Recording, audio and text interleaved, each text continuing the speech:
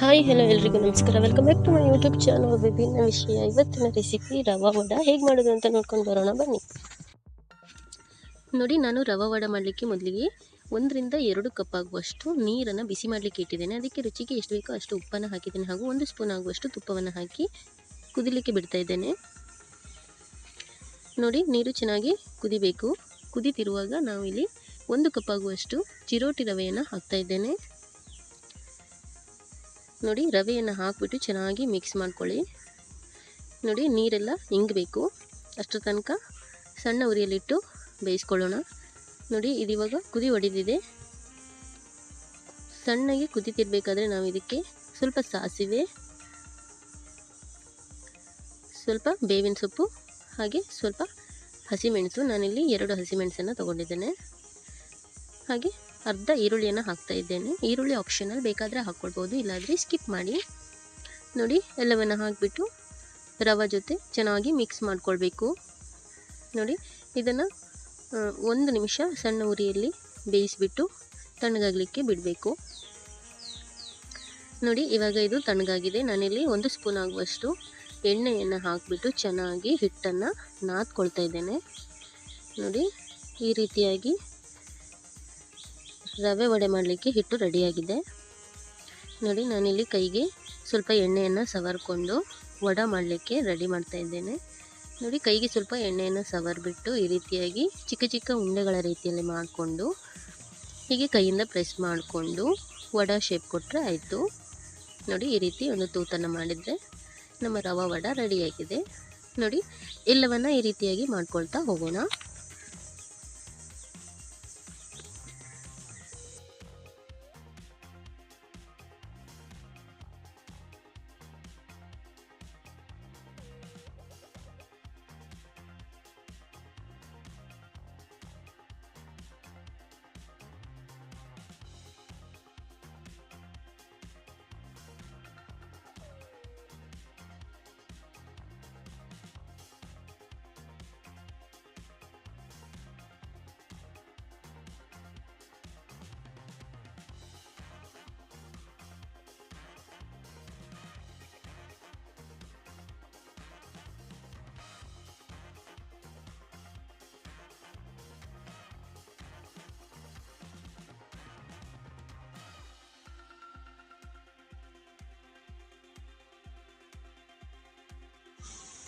ನೋಡಿ, ಎಲ್ಲ ವಡವನ್ನು ರೆಡಿ ಮಾಡ್ಕೊಂಡಾಯಿತು. ಇವಾಗ ಇದನ್ನು ಎಣ್ಣೆಯಲ್ಲಿ ಹಾಕಿ ಕರೆದುಬಿಟ್ರೆ ನಮ್ಮ ರವೆ ವಡೆ ರೆಡಿ ಆಗ್ತದೆ.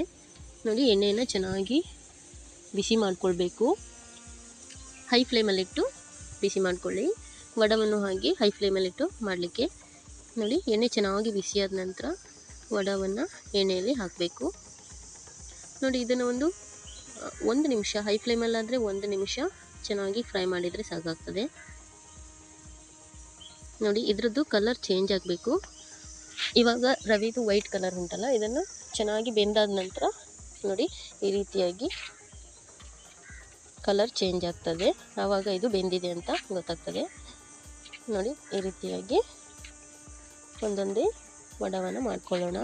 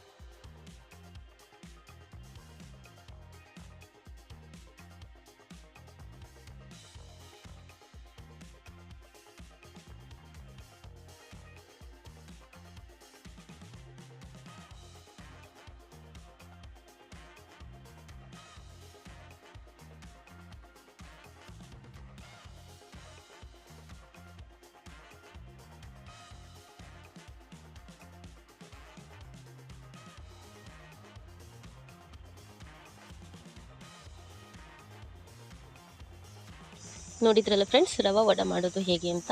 ಈ ರೀತಿಯಾಗಿ ಸಂಜೆ ಸ್ನ್ಯಾಕ್ಸ್ಗೆ ನೀವು ರವೆ ವಡೆಯನ್ನು ಮಾಡಿಕೊಂಡು ತಿಂದರೆ ರುಚಿಯಾಗಿರ್ತದೆ. ಹಾಗೆಯೇ ವಿಡಿಯೋ ಇಷ್ಟ ಆದರೆ ಲೈಕ್ ಮಾಡಿ, ಶೇರ್ ಮಾಡಿ, ಸಬ್ಸ್ಕ್ರೈಬ್ ಮಾಡಿ. Thank you for watching.